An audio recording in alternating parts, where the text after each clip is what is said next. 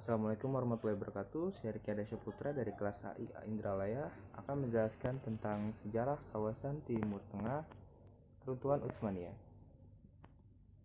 Kesultanan Utsmaniyah merupakan sebuah kekaisaran yang berdiri sejak akhir abad ke-13 dan berkembang pesat hingga awal abad ke-20.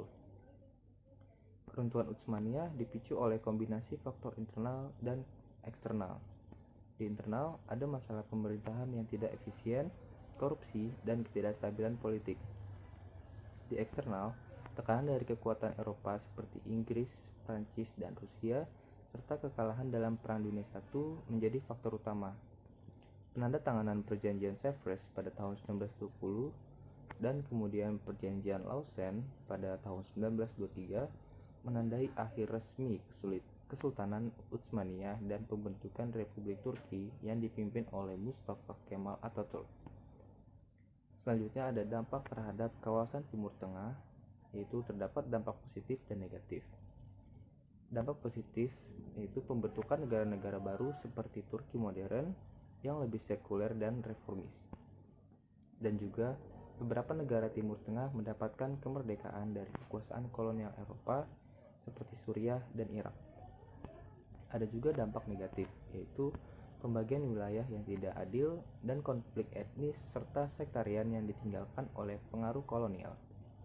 Peta politik yang dihasilkan dari perjanjian-perjanjian internasional seringkali menciptakan ketegangan antara kelompok etnis dan agama yang berbeda. Ini memicu konflik yang berlanjut hingga kini.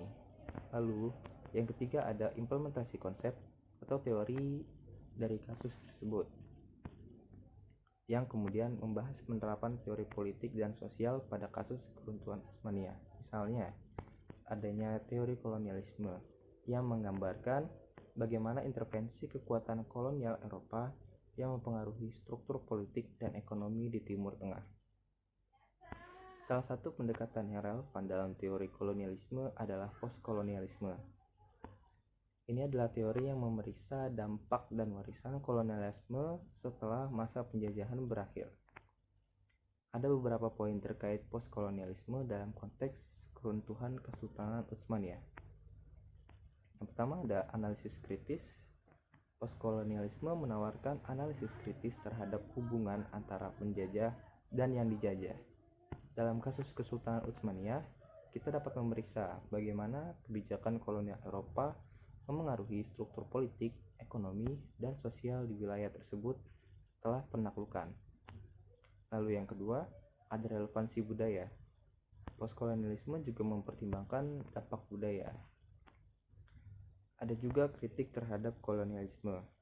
Dikutip dari kritikus Hamid Dabashi dari Universitas Columbia, USA, kita dapat memeriksa sudut pandang kritis terhadap kolonialisme. Dabashi menyoroti ketidakadilan, ketidaksetaraan, dan dampak negatif yang ditimbulkan oleh kolonialisme. Lalu ada pemulihan identitas, merupakan bagian dari penyelesaian postkolonialisme.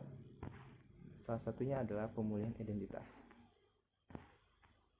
Lalu ada teori nasionalisme. Teori nasionalisme menguraikan bagaimana bangkitnya nasionalisme di berbagai wilayah Utsmaniyah berperan dalam keruntuhan kekaisaran tersebut. Teori yang ketiga adalah teori geopolitik. Teori geopolitik menjelaskan bagaimana kepentingan strategis dan persaingan antara kekuatan besar Eropa berperan dalam perubahan peta politik Timur Tengah. Lalu langkah selanjutnya adalah pemecahan masalah, yakni mencakup diplomasi internasional, yaitu upaya untuk menyelesaikan konflik yang ditimbulkan oleh pembagian wilayah dan ketegangan etnis melalui negosiasi dan perjanjian internasional. Lalu ada reformasi sosial dan politik. Negara-negara di Timur Tengah perlu melakukan reformasi untuk meningkatkan integrasi sosial dan stabilitas politik. Lalu yang ketiga ada pengembangan ekonomi. Untuk mendorong pertumbuhan ekonomi, mengurangi ketergantungan pada kekuatan eksternal, dan meningkatkan kesejahteraan masyarakat. Lalu yang terakhir ada kesimpulan. Keruntuhan Kesultanan Utsmaniyah merupakan titik balik penting dalam sejarah Timur Tengah. Meskipun ada dampak negatif, pembentukan negara baru dan reformasi yang dilakukan memberikan harapan untuk masa depan yang lebih stabil. Penting untuk memahami sejarah ini untuk mengerti konteks politik dan sosial yang ada di kawasan tersebut saat ini. Sekian penjelasan dari saya, kurang lebihnya mohon maaf. Wassalamualaikum warahmatullahi wabarakatuh.